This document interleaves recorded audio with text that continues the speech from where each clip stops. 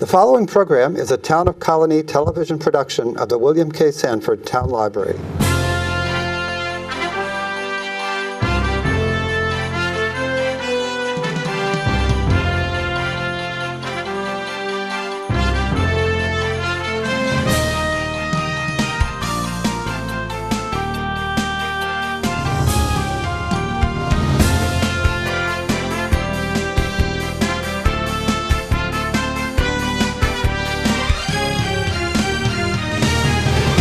Welcome to Albany County News. I'm Mary Rozak, the Director of Communications for Albany County. And I hope in the next 30 minutes or so you're going to learn a little bit more about one particular department, the programs and services offered in Albany County, and that is the Department for Children, Youth, and Families. Joining me today is the Commissioner, Gail Geohagen-Pratt. Welcome. Hi, Mary. That's quite a mouthful. I've said, it seems to me I'm saying lately when I'm talking about different things, quite a mouthful. That's a very big title, very long department too. Children, Youth, and Families. What does the department do? A lot, hence the long title. We're actually an integrated child welfare department, and so unlike a lot of local county districts, we actually have a division between our child welfare services and our eligibility services. So a lot of districts have all of their eligibility, such as Medicaid and food stamps, along with their child welfare, children's services, all in one building. For us, with Albany County, we've actually separated those out. For the Department for Children, Youth, and Families, we actually have 4 program areas that are situated together. We have our Children's Services Division, which incorporates our child welfare, child protective services, as well as our foster care services. We also have our Youth Bureau, which looks at recreational programming for the children within Albany County. We also have our Children's Mental Health Clinic, which provides mental health services for youth 5 to 18. We also have our Special Needs Division, which provides services for our 0 to 3 for early intervention. So for those children who may be in need of services such as speech or physical therapy, our Special Needs Division handles that, as well as we also have our committee for preschool education for those youth 4 to 5 years old who, again, may need some additional resources and support just to ensure that they're developmentally on target. Quite a lot of work. Quite a lot of work and services. You have it's one of the larger departments in Albany County. We're talking a couple hundred employees? Over 200 employees, correct. Okay. Yes. Very dedicated employees. And then they are. I had the opportunity recently to attend, gosh, I think it was maybe my 3rd Healthy Families. Yes. Healthy Families graduation. Tell me a little bit about that. For those who weren't able to go to the Healthy Families graduation, what is the Healthy Families program? Healthy Families is actually a home visiting program. And it's actually near and dear to my heart because I was part of the Healthy Families program a couple of years ago as a program manager. And so it's a home visiting program that works with families within Albany County. The criteria to become a part of the Healthy Families is if you're pregnant or up to 3 months of age, you have a baby, then you're able to enroll in the programming. And we have home visitors that come out to the home and really just are a support for families. So especially if you have a newly parenting parent, able to provide support and resources to maybe some linkages within the community. If a family is in need of, say, accessing a crib or car seat or things along those lines, being able to assist with that. Also being able to assist with just if you have questions, I think, especially if you're a new parent, you have questions about developmentally, is my child on track? Our program has a curriculum that we utilize called Growing Great Kids, and it provides developmental milestones. So you're able to assess whether or not your child is developing on target, is hitting those milestones. And if not, then you have this person who is able to guide you as to what you might be able to do. The focus is really on developing independence, being able to be self-sufficient. So these are just some of the areas that the worker will assist the family with. So this is always an in-home scenario. Do they ever, did the moms, dads, kids ever get together other than for this bridge ceremony that you just had? Yes, we actually, we have what we call FRCs, or Family Resource centers. And so at least every couple of months, we look for opportunities to bring families together, because I think that's also important. Sometimes families feel isolated, so being able to build their own network and to connect with other individuals who might be in similar circumstances provides just an opportunity to get outside of the home and to have opportunities to engage in conversation and just discuss what might be going on. So we have that we do. We also have our teddy bear picnic, which takes place usually in July or August. And again, it's an opportunity to bring families together in a very fun and recreational manner. It's a picnic. There's hot dogs, hamburgers. There's usually a DJ with music. And we also bring in other community agencies that will have resources on hand that might be of benefit to the families that attend. Sure. And I've had the pleasure of going to a couple of those over the years. It's a lot of fun because there are so many kids. I mean, they're out there enjoying themselves. They're out there getting backpacks. I know the Albany Police Department is one of the agencies involved. They were there. Yes. Yeah. And when the police come, they also do the identification, which is a big hit with the families. So it provides an opportunity for the families to have their children fingerprinted. So if there is an unfortunate occurrence where a child goes missing, then that's in a database and hopefully would then ensure that that child could be located a lot faster. These are fun programs that we're talking about, but not everything. Obviously, you see some very serious stuff. Yes, we do have our Child Protective Services Unit, which investigates reports of child abuse and maltreatment. So, that's one of the more serious aspects of the services and programs that the department does engage in. I can say this, that over 70% of the reports that do come to our attention are unsubstantiating, meaning that there is no credible evidence to support the allegations that came in. So that's one of, I guess, the silver linings, if you would, is that we do get a lot of reports, but oftentimes those reports are not substantiated. What it does provide us is an opportunity that even if a report is not substantiated, it does not mean that that family may not be in need of services. So we do have a rich array of services that the department provides, and so it's an opportunity to be able to link families. Oftentimes, it's just the ability to have some support and resources that can help a family get to that next level or that next step which they need to get to.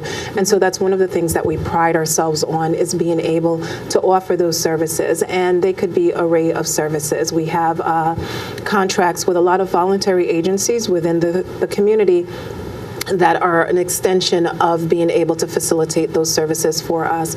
And they come in various forms. It could be in terms of being able to assist a family with parenting.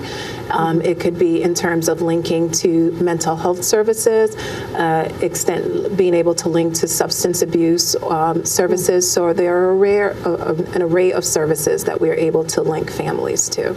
Wow. It's got to be hard, I'm assuming, with each one of these programs, there are designated staff. So it's got to be difficult, I would think, for some staff with Child Protective.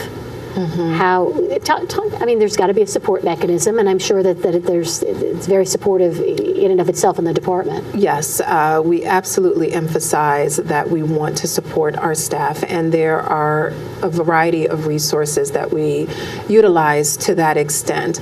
We offer trainings periodically that have to do with vicarious trauma, because of this work that we engage in, you can't help but not be impacted by it. And so that's one of the things that we try to ensure, is that we do have those trainings in along the lines so that staff can avail themselves of that.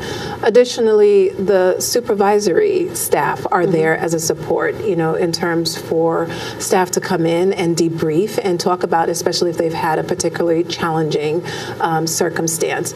We've offered resiliency trainings for staff in terms of how to build on those skills that they have for themselves. In order to draw upon that, we emphasize safety in the field because that is of utmost importance, that when they're out in the community, to ensure that they're being safe. We actually just had a safety training a couple of months ago that emphasized personal awareness when you're in the field, as also giving them some tools to be able to assess their environment and to know what to do when they're encountering circumstances that might be unsafe for them. There's also another bright spot that you have several times a year when there are adoptions. Yes. And foster families and all of that. And I know that when the program airs, we will have already had a most recent adoption day. But talk about that. Talk about how the foster family, how that whole process starts. That is definitely one of the highlights. Sometimes we can focus on what are the challenges in the work that we do, but there are often a lot of highlights in the work that we do, and certainly Adoption Day is one of those. There are times when children come into foster care because of challenges within their home environments, and sometimes those children are not able to return back to their home of origin, and so that's where having foster parents, having good foster parents, is of benefit for the children that are not able to return to their home of origin. And so, there are times when that foster care placement progresses to an actual adoption, because one of the goals for the child welfare system is to achieve permanency for children. And so one of those permanency goals is adoption. And we have those throughout the year. This year we'll have over 20 children that will have achieved adoption, which is great because that means that you've established a permanent home for a child that is not able to remain in their home of origin.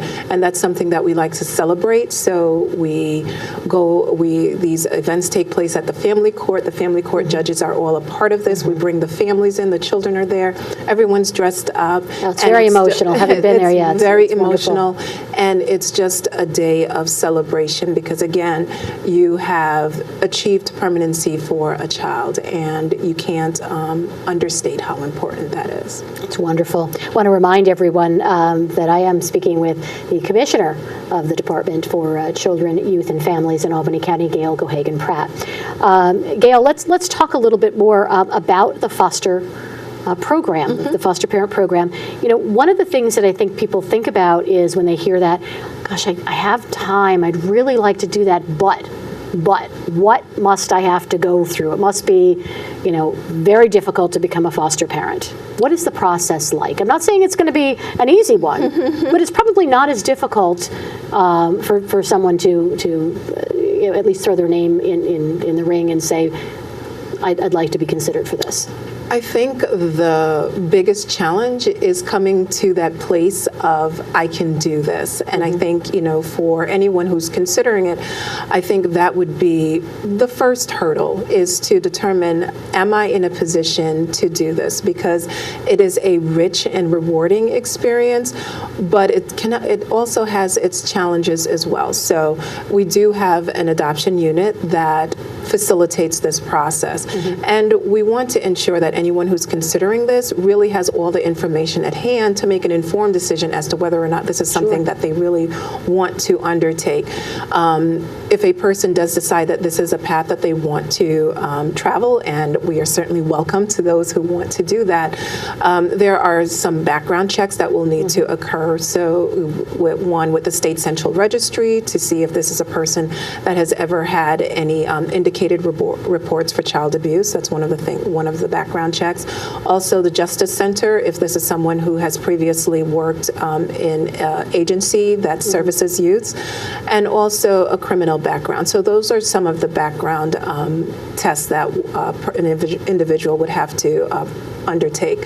Additionally, we have our MAPS training, which is a 10-week course, which really prepares and provides information to anyone, again, who's considering being a foster parent. And it's very detailed and substantive in, really... What does MAP stand for?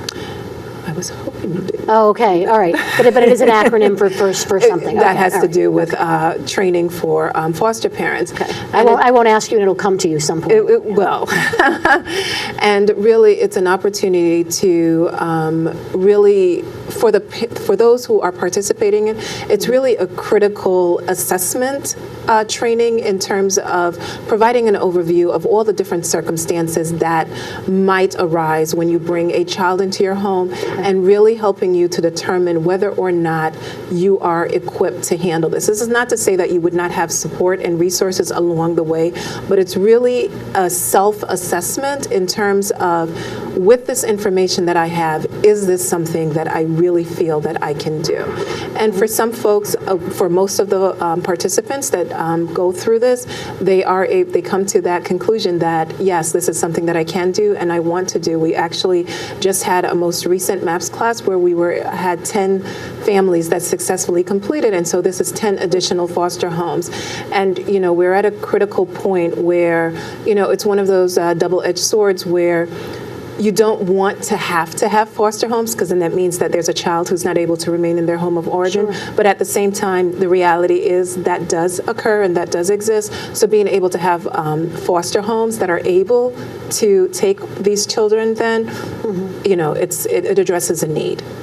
How long, when someone goes through this process, how long do you have someone that stays in as a foster parent? Is there any kind of typical duration, or is it vary? There is no time mandate as to how long, but we have some foster parents that have been with us for over 15 years. It's just it depends on that family and their circumstances and how long they choose to be a part of it. Is there any? I would assume there's some compensation that comes with trying to take care of the children. Yes, there is different rates that foster parents will receive depending on the type of youth that they are caring for. So we have a basic rate, we have a specialized rate, and so these are for children who might have some concerns above and beyond what children in general have. And so depending on their level of need and what that will entail to ensure that their needs are met,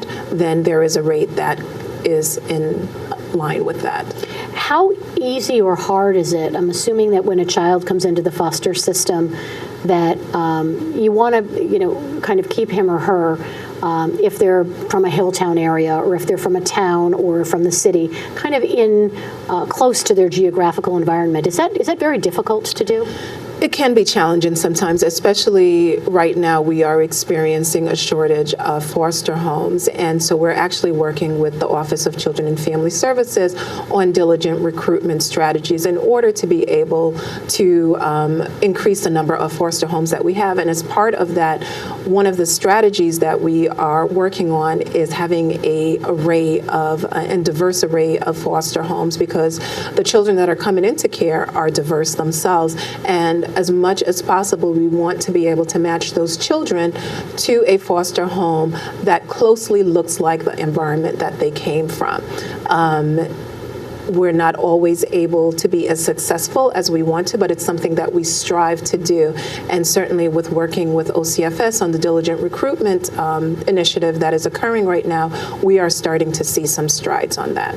So you have 10 new families, yes, which is wonderful news, but people come in different times. So is it that MAPS and that whole training, it's really specific to each family, I would assume? We look to have a group of families before we hold a MAPS class. So we like to have at least 5 families identified in order to be able to hold a MAPS training.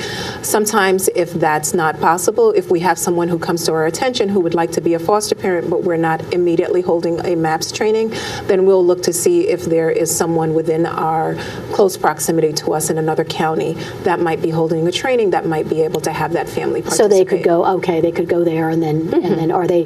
I don't know the correct terminology. Are they certified? How yes. Is it? Okay, that is the correct. You are correct. Mary. Okay, They good. Good. Yes. That's good to know. I've got the thumbs up from the commissioner, Gail Geohagen-Pratt from Albany County Department for Children, Youth, and Families. We were talking with today.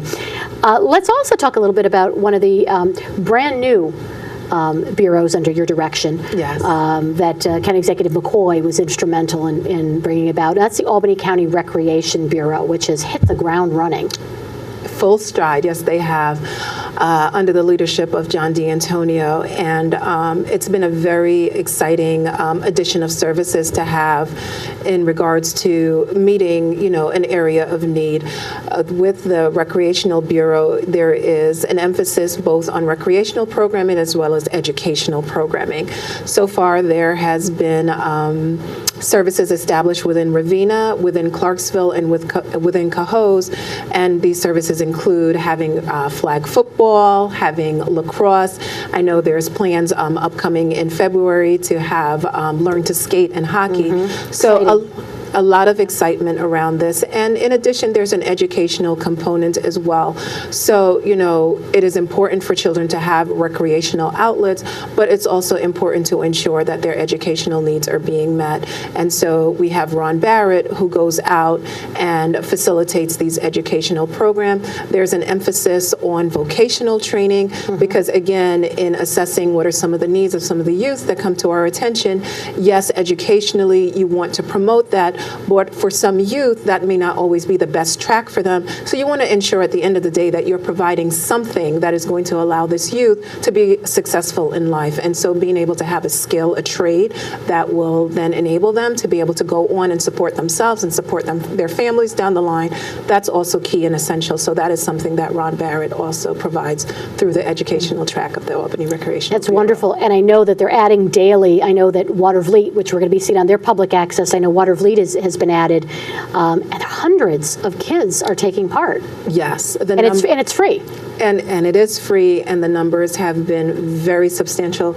In terms of, we're talking about a few months that this has been in existence, but the numbers of children that have already participated in this is just underscores what an area of need this is filling and just the success of the program. And for all of the programs that the commissioner is talking about, if you go to albanycounty.com, if you go to the website, you can click on departments and offices. Go ahead and click on the Department for Children, Youth, and Families, and then you can click on the Youth Bureau, the Recreation Bureau, a variety of other things on that page. A couple of big campaigns Yes. that we should talk about in our time left. There's been an ongoing campaign. Gosh, I want to say since, I don't know if it's 2012 or 2013, it seems like a long time, safe sleeping. Yes.